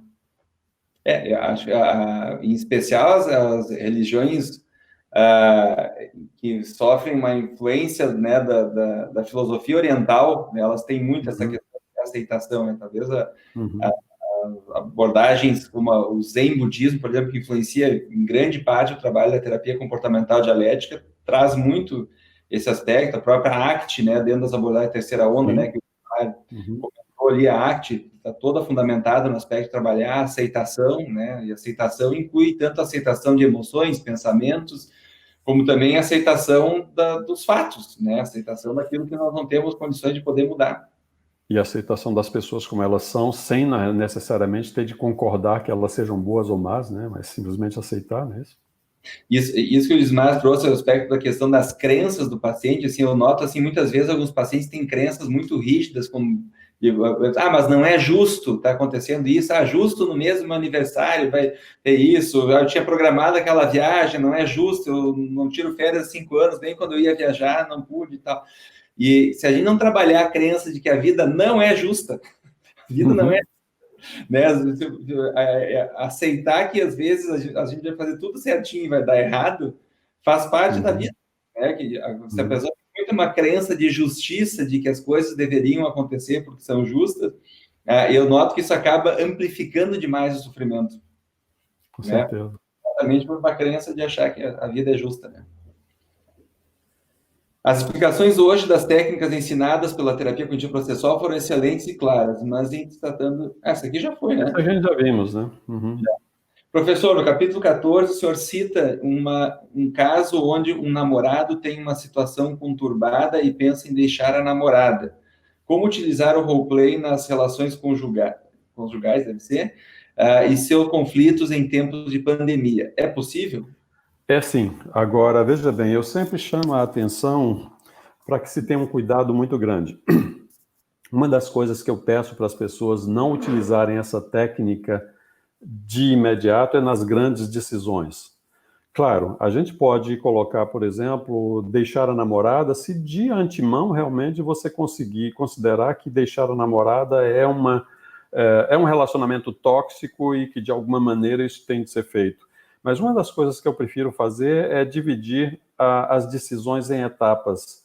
Por exemplo, se chega alguém e diz assim, olha, eu quero deixar de fumar, eu não vou imediatamente, ou eu quero deixar de beber, eu não vou imediatamente utilizar assim, olha, deixar de beber e utilizar essa técnica. Porque provavelmente o indivíduo não vai conseguir deixar de beber simplesmente por utilizar essa técnica. Mas você pode, por exemplo, estabelecer passos de coisas que são hierarquicamente digamos, possíveis naquele momento, em contraponto a outras que naquele momento dificilmente são alcançáveis. E aí onde entra a questão das metas na terapia cognitiva. Então, eu chamo a atenção para o uso dessa técnica da forma como eu uso, por exemplo, para as fobias e para o TOC, ou mesmo para o TEPT, ou seja, eu crio uma lista hierárquica. Nesta lista hierárquica, aqui entra uma outra técnica da terapia cognitiva processual que veio para facilitar, inclusive, que é a hierarquia dos sintomas com base nas cores. Na medida em que o paciente preenche a hierarquia dos sintomas com base nas cores, que é nada mais, nada menos do que uma adaptação do SUDS, Subjective Unit of Discomfort, que todo mundo, que os comportamentalistas usam, que é de 0 a 10 ou de 0 a 100, na terapia cognitiva processual, ela vai de 0 a 5, mas estabelecida em cores.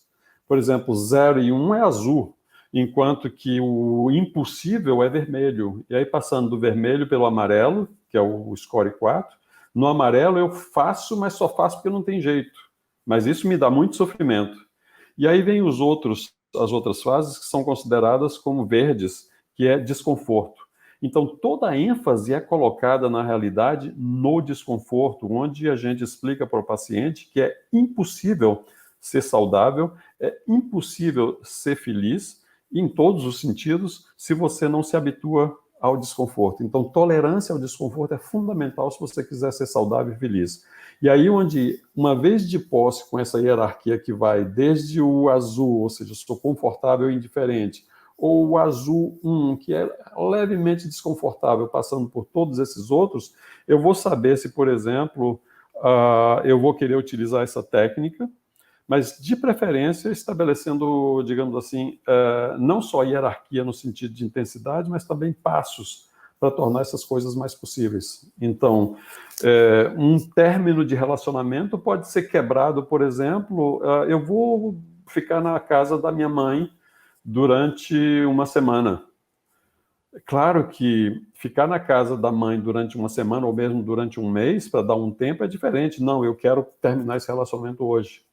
Isso aí é uma decisão gigantesca, e que utilizar essa técnica diretamente para essa decisão gigantesca pode não ser muito legal. Uhum. Na página 92, você cita aplicativos de monitoramento de humor. Poderiam indicar algum da preferência de vocês? Isso aí para você, Wilson. Existem alguns, tem o Cogni, que talvez a maioria de vocês conheça, que é um aplicativo gratuito que faz o monitoramento do humor e simula um RPD. Tem uma plataforma também que é Tools for Life, que da também... Érica e da Renata, não é isso? Isso, exato, que é bem bacana também. Da Érica não, da Michela. Michela Velasquez e Renata Suedan. Renata, sim, Renata eu lembro, outra eu não lembro qual é, mas é essa a plataforma mesmo, Tools for Life, que é uma plataforma bem bacana, que tem uma estrutura muito parecida também de monitoramento de sintomas, dentro da DBT para monitorar comportamentos de impulsivos, né, comportamentos de impulso, de se cortar, por exemplo, de cometer suicídio, ou usar droga. Tem um aplicativo chamado Impulse DBT, que também pode ser utilizado, que é dos mesmos desenvolvedores do Cogni também. O paciente preenche e aí ele tem a opção de enviar por e-mail o relatório para o terapeuta pode receber por e-mail o registro que os pacientes fazem. Então, provavelmente eu estou deixando de fora aqui, mas de cabeça me lembro desses 3 aqui com bons instrumentos aí, aplicativos que podem ser utilizados para esse monitoramento. Alguns colegas positivados para a Covid-19 sentem muita vergonha ao retornarem aos seus postos de trabalho, em função do receio dos demais colegas e estigmatização. Acho que é um comentário, não é apenas, né? Eu acho que sim, é um comentário, mas aí eu colocaria, dificilmente vergonha vem sozinha, sem culpa. E aí eu sempre coloco esse binômio, sabendo que a definição de uma, como o Wilson colocou ali, é um pouquinho diferente, enquanto que a culpa está exatamente pelo que eu fiz, e aí a vergonha é um pouquinho o que os outros pensarão de mim pelo que eu fiz, mais ou menos isso. Vá atrás e veja se não tem culpa por trás disso também. Então, técnicas como a grade de participação, elas são excelentes para resolver esse tipo de problema. E dentro dessa linha da compaixão, também de utilizar técnicas de autocompaixão também, né? Porque às vezes são pessoas com um criticismo muito elevado que acabam conseguindo aceitar o que ocorreu. Outra pergunta: o paciente tem consciência através das evidências que o comportamento é prejudicial para si, mas ainda assim não consegue evitar. Pode sugerir algo? Pois é, isso é o que ocorre com boa parte das coisas. Por exemplo, pessoas que fumam, pessoas que usam drogas, pessoas que eventualmente se automutilam, pessoas que eventualmente têm transtornos alimentares. E aí, eu acho que a gente tem de ir atrás exatamente do ponto de vista cognitivo e ter de investigar o que há por trás disso. E essa investigação, muitas vezes, inclusive, acaba naquele ponto intermediário do nosso diagrama de conceituação, que são exatamente os comportamentos de segurança. Lembrando que comportamento de segurança equivale, grosso modo, aos mecanismos de defesa. Então, por que eu bebo? Eu bebo porque tem vantagens. Quais são essas vantagens? E aí eu me auto-permito beber, mas seria muito interessante você investigar o que tem por trás disso como pressuposto. Ou seja, se você não bebe, o que acontece? Aí eu vou perder meus amigos, eu vou deixar de... Tem uma série de implicações com o fato de parar de beber, parar de se automutilar, parar de... Percebem? E nesse sentido nós vamos ter de lidar com reestruturação cognitiva, nesse caso de pressupostos. Acho que é importante dentro disso, perfeito, a colocação do Elismar, e pensar assim que a gente está caminhando cada vez mais com uma tendência de um entendimento cognitivo funcional, né? Também olhar assim, qual é a função desse comportamento no ambiente. Vamos entender assim que os comportamentos acontecem e se mantêm porque eles funcionam, né? Tem Exatamente. algo que é reforçador para ele. Então, às vezes, enfocar para um lado mais cognitivo pode ser um complemento para um trabalho também com um olhar mais comportamental, de ver quais são as contingências ambientais que estão sendo fatores de manutenção para aquele comportamento em si, né? E aí, a questão do sugerir, só para complementar, mas eu vi que falou da entrevista motivacional, né, na tua aula ali, então, que é uma abordagem que foi desenvolvida inicialmente exatamente para trabalhar esses comportamentos aditivos que estão associados a problema, né? Uma das coisas que frequentemente o paciente diz, até quando você faz aquela coisa da balança decisória, ou seja, quais são as vantagens, o paciente vai dizer, olha, mas eu não tenho vantagem nenhuma, só faz me prejudicar, não aceitem. Ou seja, se você for buscar vantagens, mesmo que sejam vantagens imediatas, vantagens que duram segundos, ainda assim são vantagens, às vezes, poderosas para o paciente. Como poder saber mais sobre o seu curso? Olha, se você vai no meu site, basta você botar terapia cognitiva processual ou simplesmente www.terapiacognitivaprocessual.com, você vai dar, na realidade, num local onde você vai ter de olhar cursos e cursos online. Atualmente, já há algum tempo, eu só dou curso online, certo? Alguns cursos que são feitos presenciais antes da Covid, esses eram mais a convite do que propriamente organizados por mim. Mas deixa eu falar para vocês que eu dou um curso de 5 meses online, que acaba sendo 1 ou 2 vezes por ano. Então, são 2 horas semanais, né? Formam 44 horas, são 22 semanas, ou seja, cada semana são 2 horas. É um curso eminentemente prático, certo? Então, tem as explicações, e uma das coisas que a plataforma dá como possibilidade é a criação de salas virtuais. Consequentemente, você pode praticar com o seu colega, certo? Então, esse curso você vai encontrar ali também.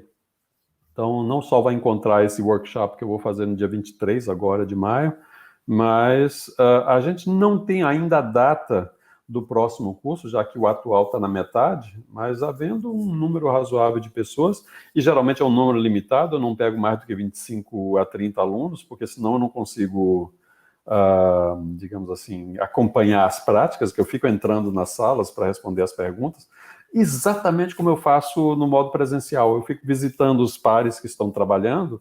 No computador é exatamente a mesma coisa. Eu entro nas salas virtuais e converso com os pares. De modo que é um curso bastante divertido. Já recomendo fortemente, tive a oportunidade já de conhecer o curso do Elismar, tanto presencial quanto esse online, e recomendo fortemente. Obrigado, Wilson. O paciente tem consciência através das evidências que o comportamento é prejudicial para si, mas ainda... isso aí foi o que a gente comentou agora, né? Comentamos há pouco. Deixa, enquanto... Não sei se vai entrar alguma outra pergunta, mas só fazer uma propaganda aqui da Federação Brasileira de Terapias Cognitivas, né? A nossa federação é a maior e mais atuante entidade científica sem fins lucrativos de desenvolvimento das terapias cognitivas, comportamentais e contextuais no Brasil. e a gente tem anualmente o desenvolvimento de um evento científico. Esse ano nós teríamos tido, em abril, aqui em Porto Alegre, o workshop internacional com a Kelly Corner, que infelizmente precisou ser cancelado em função da Covid. Mas nós já vamos abrir em breve para inscrições no nosso próximo congresso, que vai acontecer de 20 a 24 de abril de 2021, em Joinville, Santa Catarina. Nós já contamos com 5 convidados internacionais de grande renome, né? Christine Padeschi, Kelly Wilson, os criadores da ACT, o Ronald Siegel, falando de mindfulness e compaixão, Paul Starlett, falando de infância, vai ter a Mariana Sampaio, falando sobre humildade cultural, e acho que eram esses os 5 convidados internacionais e grandes nomes nacionais. Não, nem falei com o Ismar ainda sobre a agenda dele, mas certamente ele estará lá também. Com certeza. Com certeza. Ainda mais com esses pesos pesados internacionais, eu diria até que, inclusive, a Christine Padeschi, ela está por trás, digamos assim, daqueles gigantes que você sobe no ombro para enxergar adiante. Então, praticamente tudo que eu tenho desenvolvido da terapia cognitiva processual tem, de alguma forma, conceitos aprendidos com Christine Padeschi. É uma pena que ela tenha parado um curso que ela dava de uma semana, e aí ela dava um curso lá na Califórnia, uma semana intermediário, uma semana aprofundado, avançado. Eu aproveitava, viajava e fazia logo as 2 semanas. Eu fiz isso 3 anos sucessivos. Então, Christine Padeschi realmente foi uma das gigantes em que eu me apoiei no ombro para fazer o que eu fiz. É bebê da fonte, né? Enfim, assim, convido todos a se inscreverem no congresso, convido a se associarem à nossa federação também. Se vocês entrarem no site fbtc.org.br, ali eles vão ver todas as vantagens de ser associado. Dá para fazer, nós temos tanto revista científica, né, a RBTC atualmente classificada como B1 pela CAPES, ali fbtc.org.br. Ótimo, obrigado, Camila. Enfim, então convido a conhecer, nós temos um programa de certificação de terapeutas cognitivos, então acredito que muitos de vocês aí que estão assistindo essa live têm condições de ser certificados. No edital vai estar em breve, a partir de 1º de agosto, vai ser publicado no site da federação o edital para a próxima etapa de certificação, em processo que envolve análise curricular e prova durante o nosso congresso. Então, enfim, então, tem uma série de vantagens, compra de livros com desconto na ArtMed, né? Todos os livros da ArtMed têm 40% de desconto para associado da federação, desconto no programa da Procognitiva. Então, enfim, tá? Não vou me alongar aqui, entrem lá que vocês vão ver a série de benefícios que tem para serem associados. Obrigada, pessoal, foi sensacional a noite de hoje. Agradecendo, mas antes de agradecer, eu gostaria de pontuar algumas coisas que eu acho que são que me fizeram refletir. A temática da culpa veio, né, em alguns momentos na nossa discussão de hoje, e uma que eu tenho observado com grande frequência no consultório, é a culpa de se sentir mal mesmo diante de ter privilégios. Então, eu não perdi meu emprego, eu tenho casa, eu estou me sentindo mal, e eu não deveria estar me sentindo mal, não deveria estar sentindo esse desconforto emocional. Então, é uma culpa que, enfim, parece ter prevalecido em uma parte da população mais privilegiada, né, que não teve grandes prejuízos concretos, materiais ainda com essa pandemia. Vocês têm observado isso também no consultório? Eu tenho observado, e acho que passa muito pela questão, Camilo, da tirania dos deveres, né, que o Ellis fala, né, assim, a rigidez das crenças que acabam muitas vezes fazendo com que acabe aparecendo isso. Não sei se o Lismar concorda assim, com a questão da rigidez cognitiva, quanto isso está associado, né? E, sobretudo, para algumas pessoas, elas se sentem muito aquela coisa da inutilidade. Eu sinto que eu não... Por um lado, sou inútil, por outro lado, realmente vem a culpa, no sentido de não fazer o suficiente. Eu acho que por aí mesmo tem acontecido. A culpa aparece nessa vertente aí também, né, de não estar contribuindo. Deixa eu só te perguntar, Camila, eu estou perguntando a Camila, porque Camila é uma excelente terapeuta cognitiva processual. Você já teve a oportunidade de utilizar a grade de participação em pacientes que tenham eventualmente tido esse tipo de coisa? Super indica, super útil, né? E ela é muito prática para o paciente, muito fácil do paciente compreender, e ela é muito ilustrativa. Assim, acho que, enfim, não usei ainda conteúdo agora durante a pandemia, mas vim utilizando no consultório. Como até comentei com o senhor, eu estava querendo adaptar um pouco da TCP para o online, confesso que ainda não, enfim, me senti muito confortável, mas vou colocar em prática. Você teve suficientemente o treino porque você fez o curso online, né? Eu acho que eu, como terapeuta, que não fico muito confortável. Lá no seu curso, eu fazia o papel da paciente, eu estava ok com isso.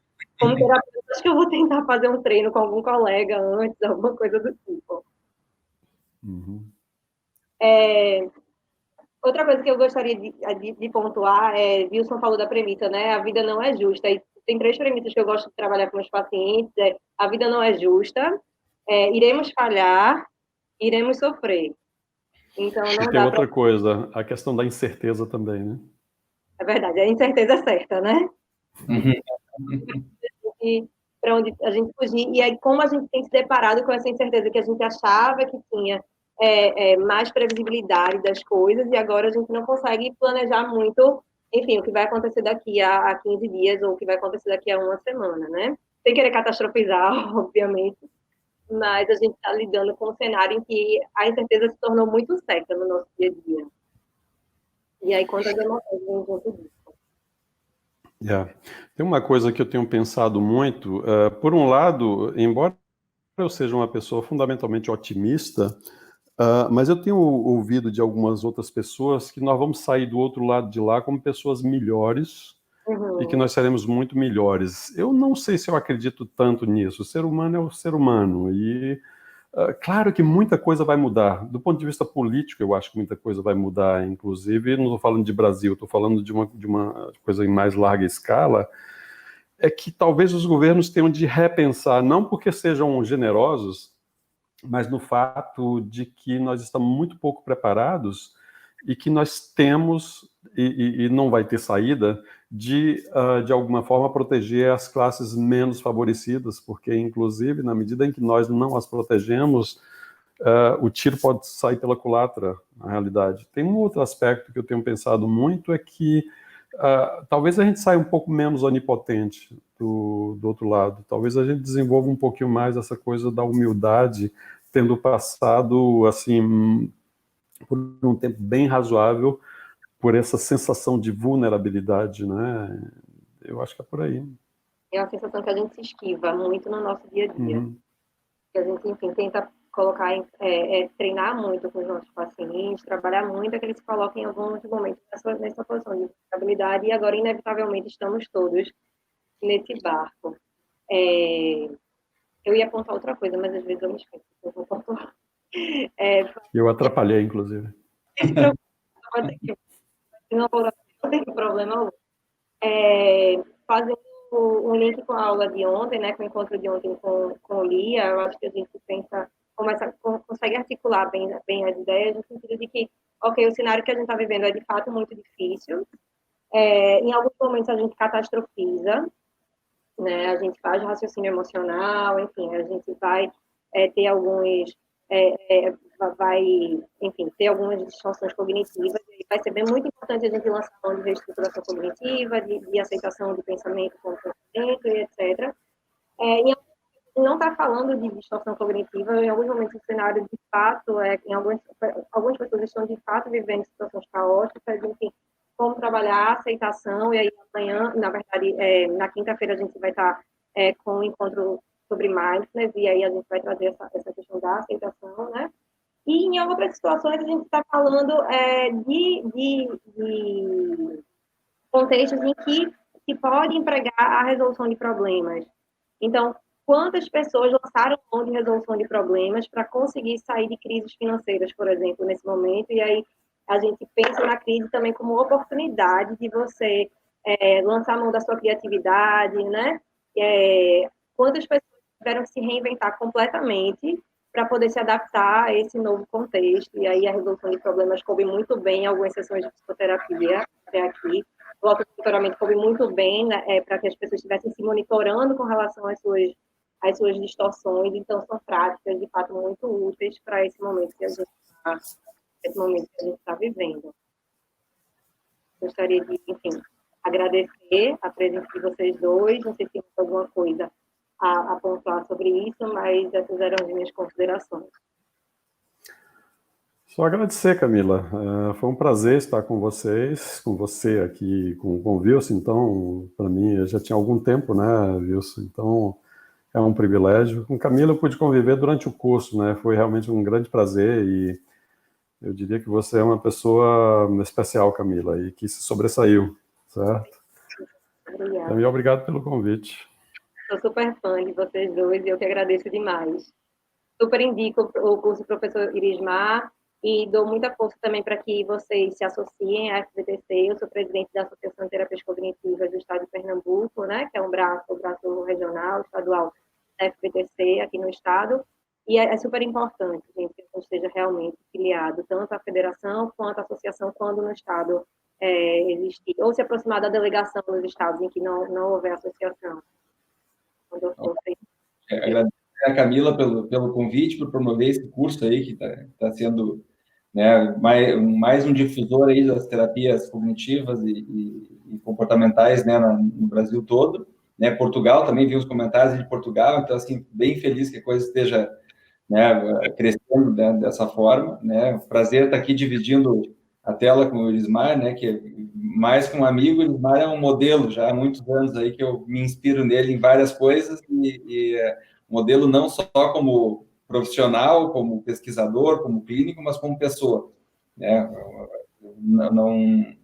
Não é a primeira vez que eu digo para ele o quanto ele me inspira e me influenciou e influencia até hoje. Prazer. Palavras das minhas, Wilson. E Camila também. A Camila, para quem não sabe, é a nossa presidente da Associação de Terapias Cognitivas de Pernambuco, né? Tá agora com a época da federação, estou tendo um pouquinho mais de oportunidade de conviver um pouco mais com ela, com profissionalismo, com o trabalho que eles estão fazendo lá. Então, recomendo aí fortemente os cursos da Comportalmente também, que eu também tenho a honra de ser um dos professores do curso aí. É verdade, pessoal. Wilson é nosso professor. Ele dá aula na formação de terapia cognitivo comportamental para a gente e está dando módulo também de DBT na formação em terceira geração, que está indo ao ar em breve. Se vocês puderem já dar uma olhadinha lá no site, está muito legal a programação. E quem sabe o professor Irismar cede um pouquinho do conhecimento dele para Comportalmente também, divide com a plataforma, se divide, né, entre a plataforma dele e a Comportalmente. Seria um prazer enorme. Para mim também. Então, vamos conversar, viu, professor, sobre isso. Tá certo.